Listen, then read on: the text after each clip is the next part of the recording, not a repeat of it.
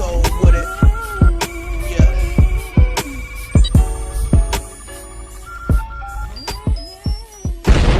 What's going on, everybody? Dialerix TV back with another video, and I would like to discuss with you guys some comments made by NBA Insider and ESPN Brian Windhorst, and also read to you guys some articles from other writers from other sports media outlets giving their respective opinions when it comes to the Lakers potentially trading Kyle Kuzma. So Brian Windhorst was on the Bill Simmons podcast, and he mentioned a hypothetical trade scenario for the Lakers, and here's what Brian Windhorst had to say. He says, "I'd trade Kuzma for Bogdan Bogdanovic. He's a restricted free agent but not a starter in Sacramento, and they've already committed to Buddy Hield and Harrison Barnes." Windhorst said, "You put Bogdanovic alongside LeBron, oh my god, that would be a weapon. That's the guy you trade Kuzma for." Also, this article is via Jasmine Wimbish, and I'm like, can somebody tell me please, what in the world is a Wimbish?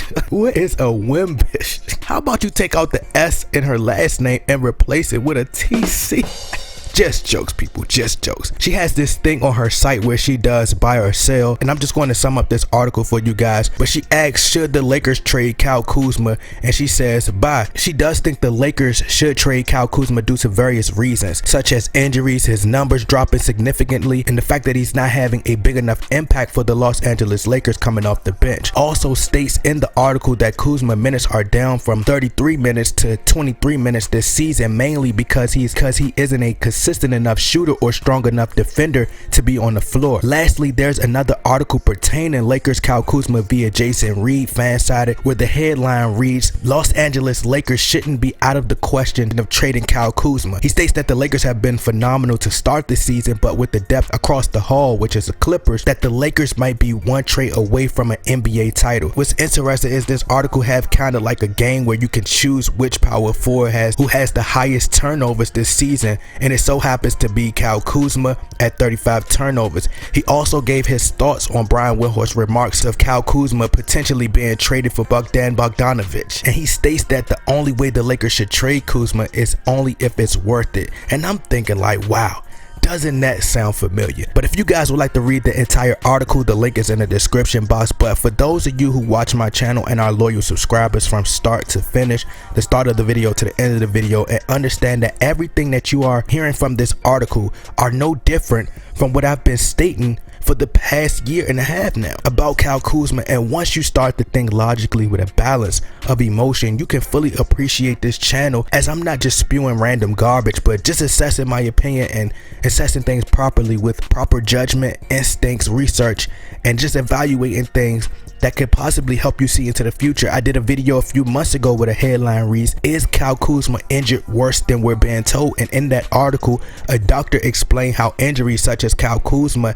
and Kevin Durant that they suffered with their size, they're hard to come back from, and it creates more issues. And as we are nearly approaching the end of the first half of this season by February, you see that Kyle Kuzma is out with an injury. And as I stated in previous videos, that I think that Kyle Kuzma is injured worse than we are being told, and the Lakers tried to hide it as much as they could. But if you connect the dots, people, Kyle Kuzma hadn't played since he was injured last season. He didn't play with Team USA, he didn't play in preseason, and he missed a few games to start the season. And common sense would just tell you that something's not right. Kuz looked like something was wrong.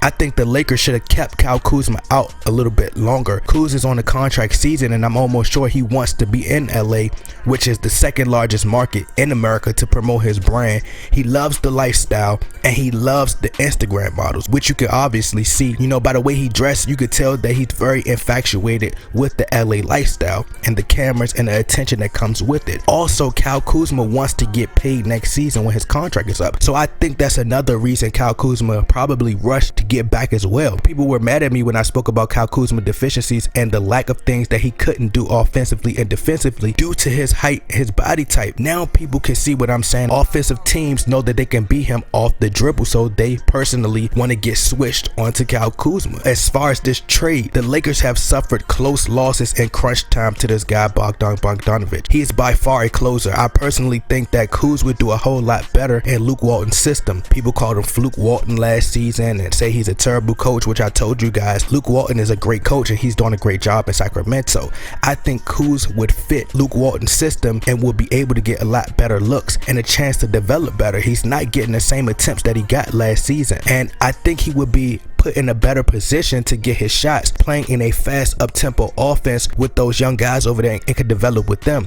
I still think if this trade were to happen, the Lakers still would need a defensive player, in my opinion, like a Marcus Morris or someone else possibly on the market like a Covington, or a Jay Crowder, and ask KCP to remove his no trade clause. Like I stated, the issue is that people are upset because they viewed Kyle Kuzma as this third star. But as I stated months ago, I didn't think that Kuz was a third star. He's inconsistent, and it's just constructive criticism. A third star is someone who's a threat and that opposing teams fear, who could perform on the offensive and defensive end on a nightly basis. I think if the Lakers were to trade Kyle Kuzma, I would rather wait for him to come back and play a few games and have a couple more scoring nights, then build up his stock and possibly flip him. But if he plays well and consistently, then you keep him. But sometimes players hear criticism and come back with a vengeance and prove us wrong, so possibly Kuz could do that. But anyway, I like this trade. Bogdan Bogdanovic is an assassin. He's a sniper, very aggressive. He's a pure scorer. I think that both him and Kuz can fill it up. I'm not sure of how great he could be defensively. He seems just a bit more reliable to me and shows up when it matters most. But in all reality, I personally think that the Lakers need a third star. That's the only way I think they could be satisfied and make LeBron James and Anthony Davis' job a lot easier, a whole lot easier, and take a lot of pressure off LeBron James and Anthony Davis. Now, everybody knows that Brian Windhorst is a mouthpiece for LeBron James. People like, oh, LeBron James is going to get Kuz traded and the GM is going to get this person traded. But I already told you guys who is really running the Lakers and who's the secret hand behind the scenes pulling the strings, and everything must go through him first. But anyway, y'all let me know what y'all think. Y'all get in that comment box, like, share, subscribe. I'm out.